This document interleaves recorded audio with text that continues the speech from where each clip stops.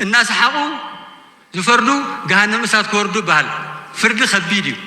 فردني اندحري لكوا قليل ነገር አይኮነን ሰላም ኣብ መላእ ዓለም ዘለኹም ኩራት ተኻተልቲ ዘለኹም ሰላም ጥዕና ፍቕሪ ሓጎስ ዘበለ ኩሎኩም ናተመንኹ ንሎሙ ንእሽተይ ይጠቅም እዩ ዝበልኩ ትሕዝቶ ሒዘ ይበልኩ ደጊመ ሰላም ምክትታል ማለት እዩ ምናልባት ናይ ሎም መዓልቲ ቪድዮ ክትከውን ትኽእል ብዝሓተትኩም መሰረት ማለት እዩ ኣብ ዝሓለፈ ናይ ጀርመናዊ ዜግነት ምውሳድ ዘድሊ ዶኩመንት ኢለ ንእሽተይ ቪድዮ ሰሪሐ ነይረ ብኡ ከዓ ብዙሓት ሕቶታት ሓቲትኩም ኣለኹ ንኩላትኩም እኳ ይመለስኩልኩምን ንገለገለ ከዓ መልሰልኩም ኣለኹ ማለት እዩ ትዝፈልጦ ኣብቲ ኮመንት ሕፅር ዝበለ መልሲ ኣብኡ ፅሒፈልኩም ኣለኹ ከምዚ ቪድዮ ዘልዮ ከዓ ቪድዮ መልክዕካ ክመፀኩም ክፍትነ ዝኾነ ሕቶታት ሃልዩኩም ኣብ ኮመንት ሴክሽን ከዓ ኣቐምጡለይ ማለት እዩ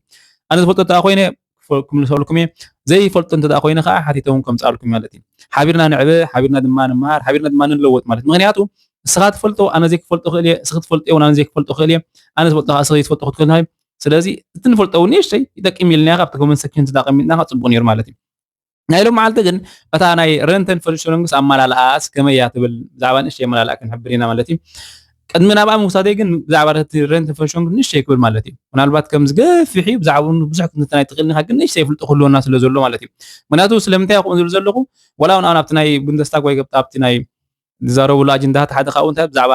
ረንት እዮም ዝዛረቡ ብዛዕባ ጠሮታ እዮም ዝዛረቡ ዘሎ ማለት እዩ ብዛዕባ ብዙሕ ነገር ይዛረቡ እዮም ብዛዕባ ስደተኛታት ዝዛረቡ ብዛዕባ ጀርመን ይዛረቡ ብዛዕባ ፖለቲካ ይዛረቡ ብዛዕባ ማለት እዚ ብዛዕባ ጠሮታ ይዛረቡ ብዛዕባ ፋርሽሎም ይዛረቡ ኣለዉ ማልያ ዘይብሉ ብዛዕባ እስልምና ይዛረቡ ኣለዉ እስልምና ብዛዕባ ከመይ ክኾኑም ዘለዉ ብዙሓት ነገር ይዛረቡ ማለት እዩ ዝዛረብሉ ኣጀንዳ ማለት እዩ ሕጂ ንኩሉ ክንትንትኖ ንኽእል ኢና ግን ካብቲ ሓንቲ ብዛዕባ ታሕቶ ምሳት ስለትኸይድ ግን ናይ ረንተን ፈርሽሎንግስ ከመይ ኣመላልኣሉን ዝብል ማለት እዩ ማእስዮም ዝሓቱናን ዝብል ቀሲለ ክብሎ ክፍትን እየ ሕጂ እቲ ረንተን ፈርሽሎንግ መጀመርያ ወላ እውን ተዳኺድናሲ ሓደ ከምዚ ኣብዚ ጀርመናውያን ኣብዚ ዓዲ ስራሕ ምሰርሑስ ኣብቲ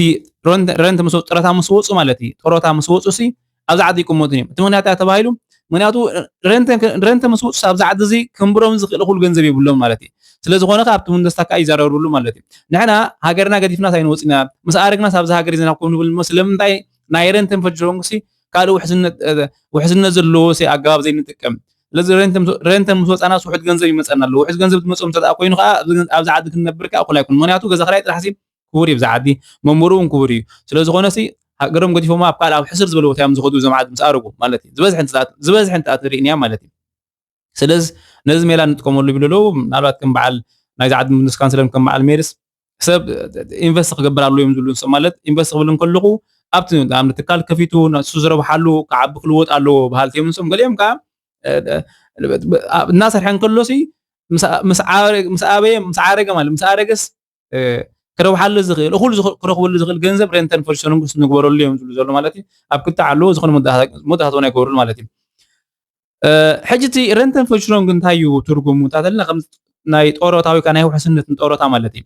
ብዙሓት ፈርሽሎንግ ኣለዉ ሃብት ፍሬሽ ፈርሽሎንግ ዝበሃል ኣሎ ሃውስራት ዝበሃል ኣሎ ሬሽ ዝበሃል ኣሎ ኣውቶ ፈርሽሎንግ ማልያ ዘይብሎም ፈርሽሎንግ ናይ ውሕስነት ማለት እዩ ሓደ ካብኣቶም ከዓ እዚ ረንተን ፈርሽሎንግ ማለት እዩ ረንተን ፈርሽሎንግ ሕጂ እንታይ ተባሂሉ ብዙሓት ሰባት ማለት እዩ ከምዚ ድስቲ ጌርና ንሕሰቦ ብዙሓት ሰባት ኮይኖምሲ ገንዘቦም ኣብኡ ይእትዉ ኣብቲ ድስቲ ይእትዉ ካብኡ ከዓ ንጥቀመሉ ማለት እዩ ሕጂ እቲ ረንተን ፈርሽሎንግ ዝትርጉም እንተኣ ኮይኑ ስለምንታይ እዩ ክህሉ ክኢሉ ስለምንታይ ክህሉ ክኢሉ እንታተባሂልና ሓደ ማለት ሰብ ምስ ኣረገ ማለት እዩ ኣብራኽና ምስ ጠለመና ኣዒንትና ምስ ዓወረ ኣእዛና ምስ ፀመመ ኣእዳውና እውን ምስራሕ ምስ ኣብየ ክሕግዘና ዝኽእል ገንዘብ ነዋሃልል ማለት እዩ እዞም ዓዲ የዋሃልሉ ንሕና እውን ልክዕ ከምኡ ማለት ንኽፍል ኣብኡ ክሳብ ዝሃለና ማለት እዩ ምክንያቱ ክሕግዘካ ዝኽእል ሲ መጀመርያ ንገዛ ርእስኻ ስኻ ጥራይካ ክትሕግዛ ትኽእል ማለት እዩ ካብ ዘለካ ፀጋ ከዓ ንገዛ ርእስኻ ዝኸውን ከዓ ሴፍ ክትገብር ትኽእልካ ጥራይካ ማለት እዩ እዚ ቀዳማይ ኢሎም ስለ ዝኣምኑሉ እዮም ክገብሩሉ ክኢሎም ማለት እዩ ካልኣይ ዝገብሩሉ ምክንያት ከተባሂሉ ብሕማም ምክንያት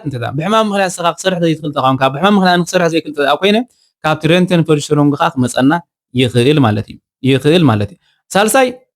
ብዙሕ ነገር ገይሮሞ ካልእ እዚ ብሳልሳይ ከዓኒ ከምዚ ሰብኣይን ሰበይትን ንኣብነት ሰብኣይን ሰበይትን እንተኣ ብሓደ ሃልዮም ሽዑ ሰብኣይ ወሊድላ እንተኣ ኮይዱ ወይሳ እንተኣ ውላድሉ እንተኣ ከይዳ ነሶም ቆልዑ ክዕብዮም ዝሽግር እንተኣ ኮይኑ ካብዚ ናይ ረንተን ፈርሽሎንግ ንሶም ይኽፈሉ ማለት ካብዚ ናይ ረንተን ፈርሽሎንግ ይኽፈሉ ብመጠን ከዓ እታ ሰበይትኻ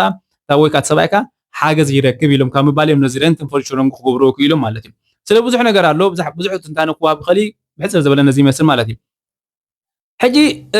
ከመይ ትመስርሕ ጋር ተባሂሉ ከምዚ ኣውቶማቲክ ስኻ ገንዘብ ኣብኡ ካብቲ ስራሕካ ገንዘብ ናብኡ ይኸይድ ስኻ እቲ ናትካ ሰራሕተኛ ኣስራሐይ እውን ይኸፍለልካ ሽዑት ገንዘብ ይወለል ኣብኡ ይፀንሕ ካብኡ ስኻ ምሳኣረካ ትጥቀመሉ ከምዚ ዓይነት ሲስተም ኣይኮነን ዝኸይድ ሲስተም ከመይ ተባሂሉ ነዞም ሕጂ ዘለዉ ዓበይቲ ኣቦታት ኣዴታትን እዞም ሕጂ ዘለዉ ወለዶ ይኸፍሎም ማለት እዩ ካብዚ ሕጂ ዘለዉ ወለዶ ይኸፍሎም ማለት እዩ ንሕና ከዓ ምስ ኣረግና ማለት እዩ እቲ ዝመፅእ ወለዶ እንታይ ይግብርና ንዓናኻ ይኸፍለና ማለት እዩ ከምዚ ዓይነት ሲስተም እዮም ብዛዕባ ዝጥቀሙ ማለት እዩ ምናልባት ምን እዩ ዝኸፍል ንዝብል ሓደ ሰራሕተኛ ይኸፍል እዩ ዘልብሰን ወላ ተኾንካ እውን ትኸፍል ኢኻ ኣውስቢልድን ተኾንካ እውን ትኸፍል ኢኻ ብዙሕ ነገር ብዙሕ ክትከፍል ትኽእል ኢኻ ማለት እዩ ኣብ ተከፋፈሉ ከከም ፐርሰንት ክኸውን ይኽእል እዩ ከም ትኸፍል ጥራሕ ማለት እዩ ሕጂ ማኣስ እዮም ዝሓቱና ንሕና ከናስ ኦኬ ንሕና ከም ስደተኛ ኮይንና ብዚ ማኣስ እዮም ዝሓቱና ትባሂሉ ሕጂ ቅድምና ማኣስ እዮም ዝሓቱና ግን ቅድምና ማኣስ እዮም ዝሓቱናስ ንዓና ከምፍላጥ ኣገዳሲ እዩ ዝብል ኣገዳሲ እዩ ምክንያቱ ወላ እውን ኣብዚ ዓዲ ስነብር ክሳብ ዝሃለኻ ዓድኻ ገዲፍካ ኣብዚ ዓዲ ስነብር ክሳብ ዝሃለኻ ነዚ ዓዲ እዚኣ እውን ገለ ነገር ተበርክቶ ክሳብ ዝሃለኻ ንሳቶም ከዓ ንስኻ ተበርክቶ ዘለካ ነገርካ ክገብሩልካ ፅባሕ ንጎ ከዓ መሰሎም እዩ ምክንያቱ ጥሮታ ምስ ወፃእካ ወይ ከዓ ኣና 10 ዓመት 15 ዓመት ኣብ ሓንቲ ፊርማ ተሰሪሕካስ استحقاق ዝብሃል ኣሎ استحقاق እውን ክቡካ ይኹን ማለት ምክንያቱ ንስኻ ነታ ሃገር ተልምዓ ኣለኻ ሃገርካ ዝግበኣኻ ትገብረልካ ማለት እዩ ልክዕ ከምኡ ዝዓለም ዝኻ ሰርሕ ማለት እዩ ስለዚ ማኣስ እዮም ዝሓቱና ንዝብል ሕጂ ማኣስ ከይሓቱና ተባሂሉ ሓደ ስደተኛ ትኾንካ ወላ ስደተኛ ትኹን ማለት እዩ ናይ ረንትን ፍርሽሮም ዝሓቱኻ ማኣስ ተባሂሉ ንስኻ ኣብዚ ዓዲ ትነብር ተደሃሊኻ ሓደ ነቲ ዓዲ ተላቢስክያ ዲኻ ትሰርሕ ኣለኻ ዲኻ እንታይ ትገብር ኣለኻ ንምባል ንኽቋፀሩኻ ቅልል ዝበለ ናይ ረንትን ፍርሽሮም ግምፅልካ ክብሉ ኣምፅእ ክብሉካ ይኽእሉ እዮም ምክንያቱ ናትካ ይወስ ኣው ስለ ዝምዝገብ ማለት እዩ እንታይ ዓይነት ደሞዝ እንታይ ዓይነት ክፍሊታ ከም ዘለካ እንታይ ዓይነት ጌርካ ከም ዘለኻሲ እቲ ናይ ረንትን ፍርሽሮም ጉሲ ናይ ዓመት ሙሉእ ፀብፀብ ኣብኡ እንታይ ኣብ ሓንቲ ደብዳቤ ክመፀካ ይኽእል ማለት እዩ ካልእ እቲ ናይ እምቢ ፍሪሱ ተሓትት ከለኻ እውን ንስኻ ንኣብነት ሓደ ከምዚ እምቢ ፍሪስ ናይ ሓደ መንቀሳቐሲ ተሓትት ከለኻ ይሓቱኻ እዮም እዚ ኣምፃልና ክብሉካ ይኽእሉ እዮም ማለት እዩ ከም ተወሳኺ እውን ከምዛ ቀዲምና ዝበልና ብዝሓለፈ ቪድዮ ሰራሕና እውን ዶቼ ፓስ ተሓትት ከለኻ እውን ናይ ረንትን ፍርሽሮም እውን ኣምፃልና ይብሉኻ እዮም ማለት እዩ ስኻ ነዚ ፎርም እዚኻ መሊናኻ ነምፃሉ ማለት እዩ ምናልባት ሕጂ እዚ ከዓኒ ከመይ ካልእ ተወሳኺ እንታይ ክብል ይደሊ ከምዚ ነጥቢ ዝበሃልካ ኣሎ ነጥቢ ይተሓዘልካ ንስኻ ዓመት እውን እንተሰሪሕካ ሓደ ውሕድ ዝሰርሐ ሰብዚ ማዕረ ይክፈልኒ ንኣብነት ኣብዚ ዓዲ ኣብ ወዲ እንተዳ ኮይኑ ኣብ 67 ጥሮታ ክወፅእ ይፍቀደሉ ጓል እንተዳ ኮይና ኣብ 65 ጥሮታ ክትወፅእካ ይፍቀደላ ግን ብሕማም ምክንያት ከዓ ዝኾነ ሕማም ተላሃልዩ ከዓኒ ኣቐዲምካ እውን ጥሮታ ክትወፅእ ትኽእል ኢኻ ግን ኣቐዲምካ እንተዳ ሕማም ምክንያት ኮይኑ ብዙሕ ነገር እዮም ዝገብሩ ንክትሓውስ ስኻ ብዙሕ ዓይነት መድሃኒት ትገብሩልካ እዮም ብዙሕ ዓይነት እውን ይሕግዙኻ እዮም ማለት እዩ ሕጂ ከምኡ ስለ ዘሎ ሕጂ ናብ ሰዓት እዚ ኣብቲ ንሕና ነወፅሉ ጥሮታ እውን ወይ ከዓ ድሕሪ 10 ዓመት 10 ዓመት ክኸውን ይኽእል ክቕየር ይኽእል እዩ ማለት እዩ ናብ 70 ክደይቦ ይኽእሉ ናብ ካልእ ወላ ናብ 90 ክውርዶ ይኽእሉ ምናልባት ምውራት እኳ ክንደናይ ግን ከደይቦ ጥሪሖም ዝኽእሉ ማለት እዩ ከምዚ ዓይነት ታሽም ኣሎ ዝያዳ ኣብቲ ናይ ረንትን ፍርሽሮም ከም ዝበልኩኹም ብዙሕ ክበሃል ይከኣል እዩ ኢልና ንሞይልኦ እሞ ከመይ ኢልና ኢና ንመልኦ ተባሂልና ከዓኒ ነዚ ሓቶ እዚኣ ንምምፃእ ነዚ ኩሉ ክንትንተኑ ፀኒሕና ከመይ ኢልና ንመልኦ ንዝብል ከዓ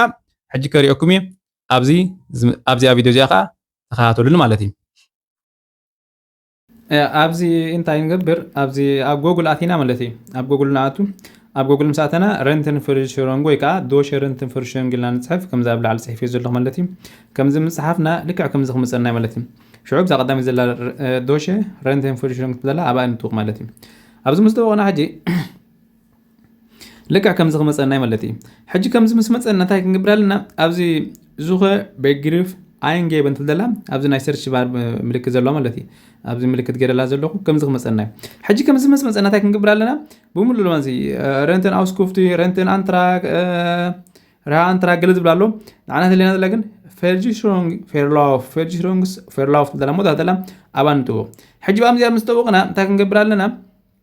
ኣብዛ ናይ ሰርች ብዛ ምልክት ዝገብረላ ዘለኹ ኣባ ንጥውቕ ማለት እዩ ምስ ጠወቕና ሽዑ ልክዕ ከምዚ ክመፂ ማለት እዩ ሕጂ ከምዚ ምስ መፀና ልክዕ ታሕቲ ንወርድ ከምዚ ኢልና ንታሕቲ ንወርድ ንታሕቲ ምስ ወረድና ኣብዚኣ ቀዳመይ ዘላ ሽዑ ኣርቲክል ትብል ዘላ ታሕቲያ ዘላ ማለት እዩ ፌርዚሽሮንግስ ፌርላፍ ትብል ዘላ ኣባ ንጥውቕ ኣብዚኣ ምስ ጠወቕና ሕጂ أبدأ مستوانا خان لك كم زخم مسألة ملتي أونلاين سيرفيس أن فودرن فون انترلاجن تبدأ أبدأ قداميتي أبان توق مالتي حجي